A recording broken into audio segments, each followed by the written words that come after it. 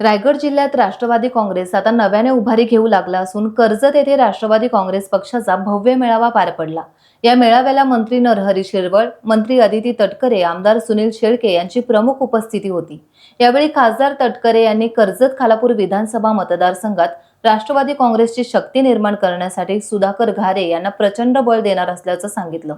कर्जत खालापूर मतदारसंघात शिवसेना आणि राष्ट्रवादी यांच्यात मोठं वैमनस्य आहे आणि त्यामुळेच हा मेळावा शिवसेनेला भविष्यात शह देण्यासाठी होता असं आता म्हटलं जातंय। जिथं आणणारा नेता त्याचं नाव आहे सुधाकर घारे, याचा मला मनापासून अभिमान आहे। राजकारणामध्ये अनेक वेळा अनेक गोष्टी घडत असतात। काही वेळेला राजकीय बंधनाला सुद्धा सामोरं जावं लागत असतं, परंतु पराजयाने न ते बघता पुन्हा एकदा लोकांच्या सेवेशी काम करण्याची मानसिकता दाखवल्याच्या नंतर पक्षाची ताकद, कार्यकर्त्यांचं मोह, सर्वसामान्य जनतेची असलेली दीर्घकाळची सेवा किती ताकदीने संघटित होऊ शकते गेले अनेक महिने आपण सर्वजण या मतदारसंघामध्ये निश्चितपणे अनुभवतो। या साऱ्याचा परिणाम निश्चितपणे त्या ठिकाणी झाला की नारायणराव तामसे तुमच्या आणि तुमच्या सर्व सहकार्यांना सुद्धा विश्वास वाटला की सुधाकर खाली राष्ट्रवादी काँग्रेस पक्षामध्ये प्रवेश केल्याच्या आयुष्यभरामध्ये जसं काम केलं त्याच्यापेक्षा जास्त काम करण्याची संधी आपल्याला मिळेल हा विश्वास तुमच्या मनामध्ये त्या ठिकाणी मिळेल। ही किमान आपल्या नेतृत्वाने त्या ठिकाणी दाखवली, आपल्या जयवंतजी ताईंनी दाखवली, रवींद्रजींनी दाखवली, गजानन देशमुखांनी दाखवली, जयेंद्र देशमुखांनी दाखवली, मनोज देशमुखांनी दाखवली। आणि मगाशी मी आवर्जून विचार करत होतो, सचिनजी तुमचे अतिशय मार्मिक शब्दात, योग्य शब्दामध्ये नेतृत्वाच्या बद्दलचा आदर व्यक्त करत 19 वर्ष ज्या राजकीय पक्षामध्ये आपण वाटचाल केली त्याच्याबद्दलचा आदर ठेवत उद्याच्या भविष्याची चाहूल आपण मनामध्ये अंगीकारली आणि आज सुधाभाऊच्या नेतृत्वाखाली राष्ट्रवादी काँग्रेस पक्षामध्ये प्रवेश करतात। प्रदेश राष्ट्रवादी काँग्रेस पक्षाचा अध्यक्ष म्हणून या सर्व सहकार्यांचं अंतःकरणापासून अजितदादांच्या मार्फत मी पुन्हा एकदा या कर्तव्याच्या भूमीमध्ये मी मनापासून करतो। खरा दीर्घकाळ या तालुक्याच्या राजकारणाशी, इथल्या जडणघडणीशी माझा हिरवळ साहेब 1992 सालापासूनचा तसा संबंध आहे। 84 सालामध्ये मी जिल्हा युवक काँग्रेसचा अध्यक्ष झालो। 41 वर्षाचा कालखंड कसा गेला ते कळलं नाही, पण या तालुक्यातल्या कार्यकर्त्यांची, या तालुक्यातल्या जनतेची एकतरीची भावनिक बांधिलकी माझ्यासारख्या कार्यकर्त्याची गेल्या 40-41 वर्षापासूनची आली। माझ्या मतदारसंघावरती मी जेवढं प्रेम केलं असेल तेवढंच किंवा त्याच्यापेक्षा खचित अधिक जास्त त्या कर्जत खालापूरच्या मतदारसंघावरती, जनतेवरती प्रेम केलं। पण मला नम्रपणे सांगायचं की या मतदारसंघाच्या जनतेने सुद्धा तितक्याच पद्धतीचा विश्वास माझ्यासारख्या कार्यकर्त्याला आयुष्यभरासाठी दिला। कोणी वाटतात मला त्या ठिकाणी निश्चितपणे करतात। एका हाताने कधी सारी वाजत असते, योग्य पद्धतीने भूमिका बजावण्याची, न्याय्य पद्धतीची भूमिका आपण स्वीकारल्यानंतर जनता अतिशय पूर्णपणाचं पाठबळ त्या ठिकाणी निश्चितपणे उभं करत असतं। आणि म्हणूनच आज भरतभाई तुमचे विचार या ठिकाणी ऐकले, अशोकचे ऐकले, एकनाथचे ऐकले। गेले अनेक वर्ष आपण सोबत राजकीय जीवनामध्ये यशस्वीपणाची वाटचाल करतो आहोत। शेवटी आपल्या मनामध्ये असलेल्या भावना, खतखत तुम्ही या ठिकाणी मोकेपणाने व्यक्त केली। ही जी काही जवळीक आपण गेल्या अनेक वर्षापासूनची जतन केली त्याच्यामुळे आज आपण मोकेपणाने या ठिकाणी बोलणार। या तिन्ही पवित्र वेळेला एवढं सांगू इच्छितो आहे की सुधाकर एकटा नाही तर अजित पवार सहित राष्ट्रवादीची पूर्णपणाची ताकद त्यांच्या पाठीशी उभी आहे, एवढंच आपल्या कार्यक्रमाच्या निमित्ताने या ठिकाणी मी सांगू इच्छितो। राजकारणामध्ये योग्य वेळ एके ठिकाणी येतच असते। मला माहित नव्हतं झिरवाळ साहेब की तुम्ही तुमच्या आयुष्याची पहिली निवडणूक हरला, तुम्ही मराठी बोलला दुसरं एकदा जिंकला दुसरा घेतला, पण तुम्ही पाठीमागे थांबला नाही। माझ्या राजकारणामध्ये मी 85 विधानसभेची निवडणूक हरलो, पण मी थांबलो नाही। सुद्धा भाऊ कदाचित तुमच्याने माझ्यामध्ये एक साम्य असेल, तुम्हालाही पहिल्या निवडणुकीमध्ये अपेक्षा असेल, पण परत पाठीमागे बघून मिळण्याची वेळ तुमच्यावरती येणार नाही। ताकद आणि शक्ती, राजकीय इच्छाशक्ती, मनोनिग्रह, प्रामाणिकपणाची लोकांची सेवा करण्याचं अविरत पद्धतीचे असलेले मनामध्ये असलेलं भावना, निरपेक्ष बुद्धीने साथ देणारा राष्ट्रवादी काँग्रेस पक्षाचा कार्यकर्ता हे तुमचं सांघिक बळ आहे। नाहीतर राजकारणामध्ये पराभूत झाल्याच्या नंतर इतकी ताकद टिकू शकत नसते।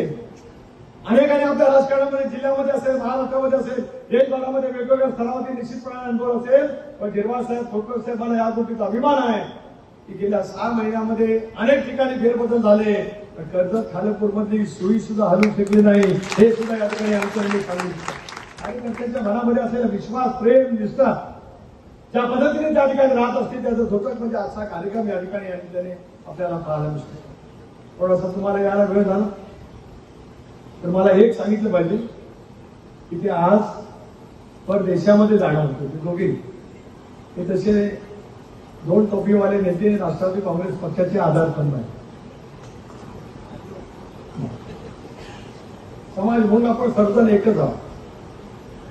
ते काँग्रेसच्या तिकिटावरती निवडून आले.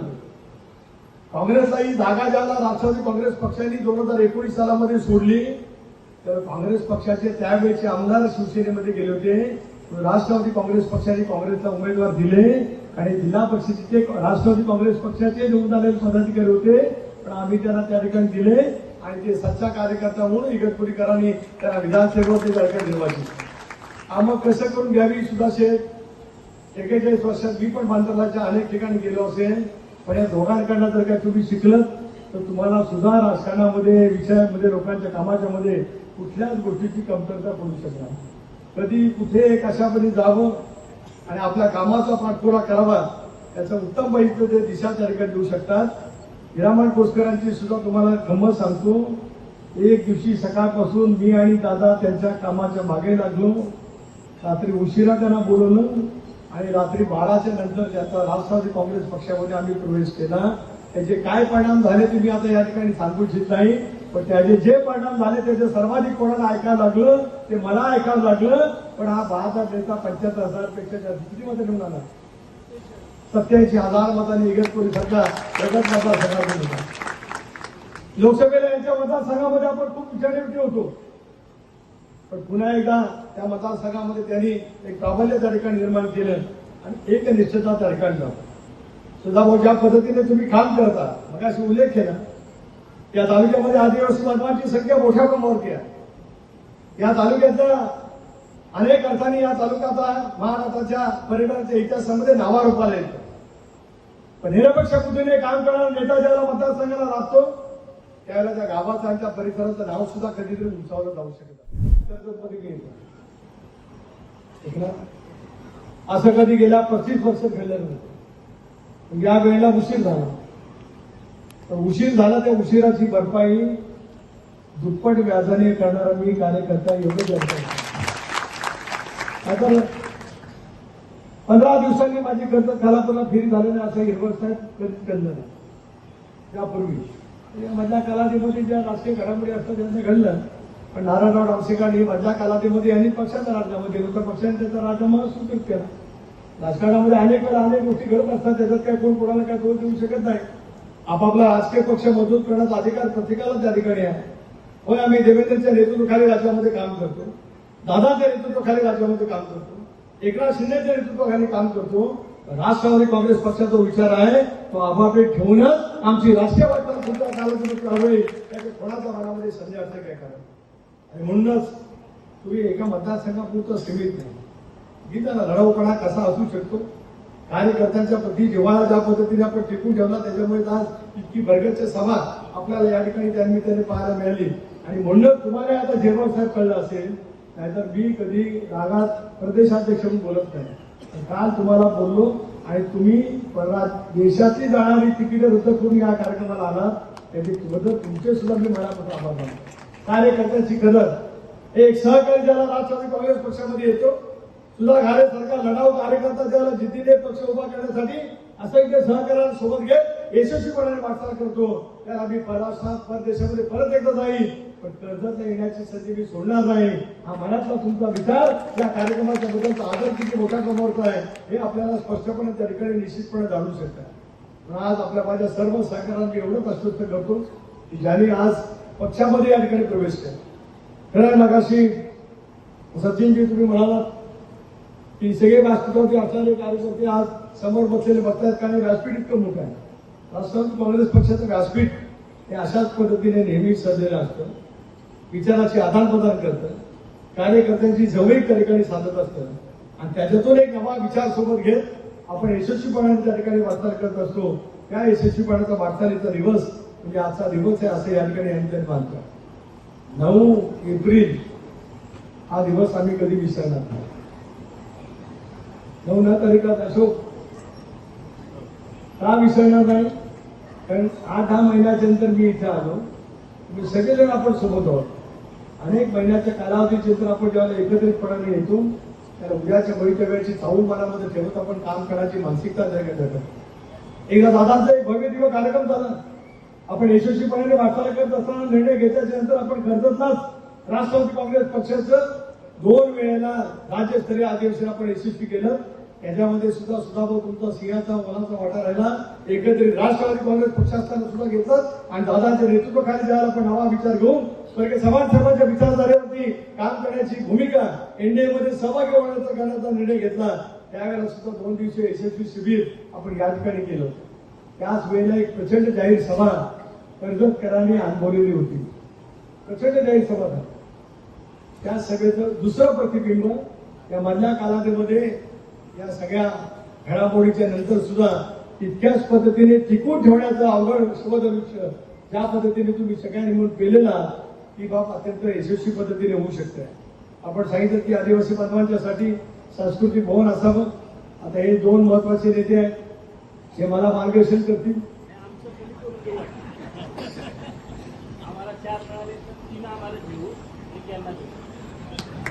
यांना 4 मिळाले तर झालं तर हे 1 जण आणि हे 1 देतील. ते 2 घेऊन जे 1 होईल त्याच्या तिघांपेक्षा जास्ती मोठं होईल. त्याच्यात माझ्या मनामध्ये काय शंका काय करायला नाही. पण आदिवासी बांधवांच्यासाठी आता तारीख दोघांनी नेऊन किंवा परत चुकवायची नाही.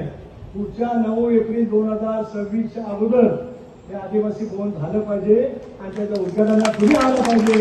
हे मला आज या कार्यक्रमात संस्कृती विचारधारा उद्याचं भवितव्य केवळ समाज मंदिर एका खंडासाठी त्या ठिकाणी उभं राहणार नाही तर उद्याच्या भविष्याची वाटचाल करण्यासाठी समाजाचा शोषित वर्ग दीर्घकाळाच्या बाजूला जायला त्याला मुख्य प्रवाहामध्ये आणल्याच्या नंतर त्याच्या चेहऱ्यावरचा आनंद वाचण्याची ताकद निर्माण करण्याचं काम आपण सगळेजण पुढच्या कालावधीमध्ये सामुदायिकरित्या करूया. एवढं त्याच्या कार्यक्रमाच्या प्रसंगी या ठिकाणी आमच्याकडे सांगू इच्छितोय.